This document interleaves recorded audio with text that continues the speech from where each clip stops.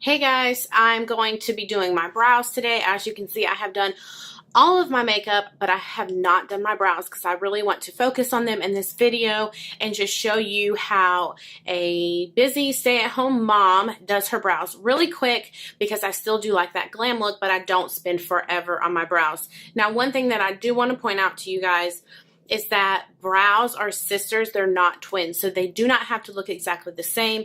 I know in the past, one of the things that I learned is like I would get really up close and I would try to do my brows and they would not turn out the same, and it was the biggest mistake I made because they never look the same, and I would spend so much time and energy trying to get them exactly the same, and it's almost nearly as impossible. You can do it if you have all the time in the world, but I don't suggest it. So we're going to go ahead and get started. Now, there's different products you can use when you're doing your brows. You can use powder, you can use gel, or you can use a pencil. Pencil is actually probably more popular, but for me, I've always just used brows. I feel like it's easier to use, or powders, I'm sorry, powders. It's easier for me to use powders as opposed to pencils, but a lot of people love pencils when it comes to doing their brows. Now, like for instance, this one is very, very thin. There we go. It's really, really thin and it mimics hair, but I personally just don't care to use it. So I use a brush, a really thin brush, and I use an eyebrow palette, such as this one here. I like this palette because it has a light and a darker one, and then we have some highlighters, and then we have a gel to set the brows. Now, the most important thing when you are doing your brows is you want to make sure that the color of the powder, the gel, or the pencil is matching your actual eyebrow hair, as opposed to being way too dark or way too light or anything like that. You just want to make sure that it's matching your natural eyebrow hair, okay? So I'm going to start off with starting at the arch of my brow and filling that in and working out first before I start working on the beginning part of my brow. And what I like to do is I like to take this lighter shade here and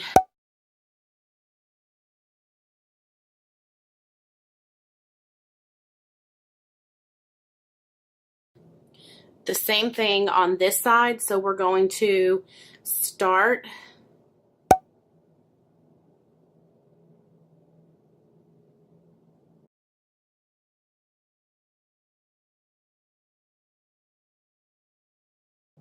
and once when I have the brows filled in pretty much from the arch to the tail of my eyebrow, then I go in with the darker color, number 2.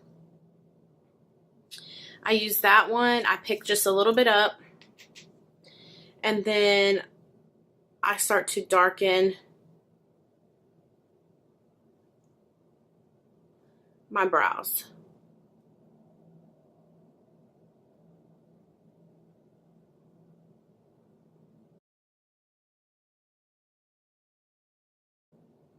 Once when I feel like the brows are pretty much filled in, then I like to start filling in the beginning part of my brows right here.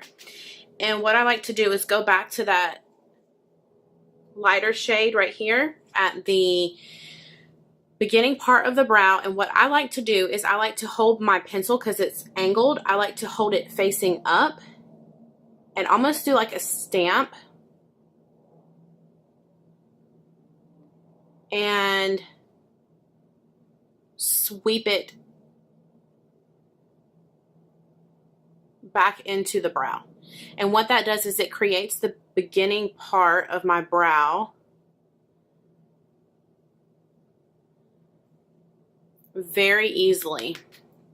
Same thing, I pick some of the lighter color up, because naturally when you look at your brows are lighter starting in the beginning, and then they get dark as they move to the arch. So you want to start with your lighter color and do almost like a stamp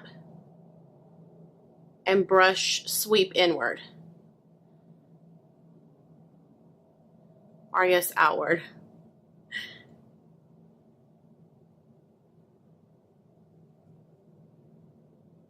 Picking up a little bit more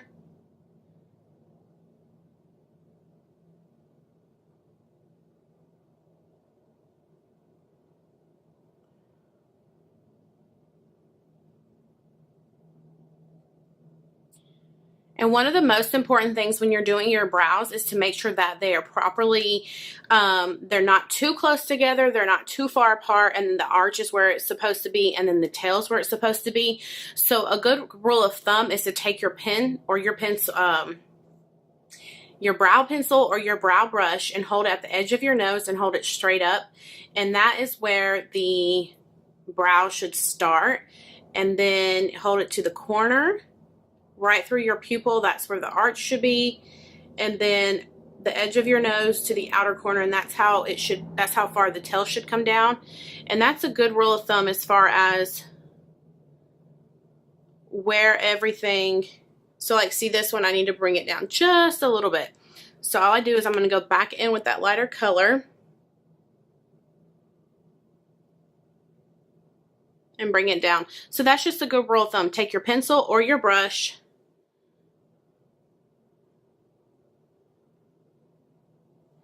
and start at the edge of your nose, and that's how you can measure. Go straight through your pupil, and that's where your arch should start, and then that's where the beginning of your brow should start. Now, from what you do now that you have your shape, then you can go back and forth between the two different shades and just make sure that everything is nicely filled in.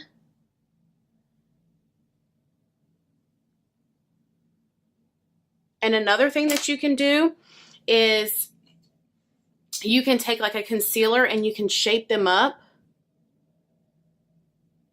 Concealer brush, and you can shape them up if you want like really defined brows. But me personally, this is all I do when it comes to brows. Super easy, quick. I use an eyebrow palette that has different shades. You can put one of these highlighters, and this is actually for when my daughter has played with my palette, my 3-year-old.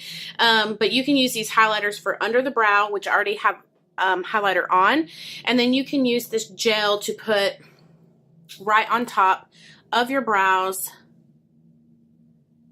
if you have wild brows, and this helps keeps them in place. And then I just use a thin pencil that's angled like this, or you can use a gel to fill in your brows, or you can use a pencil.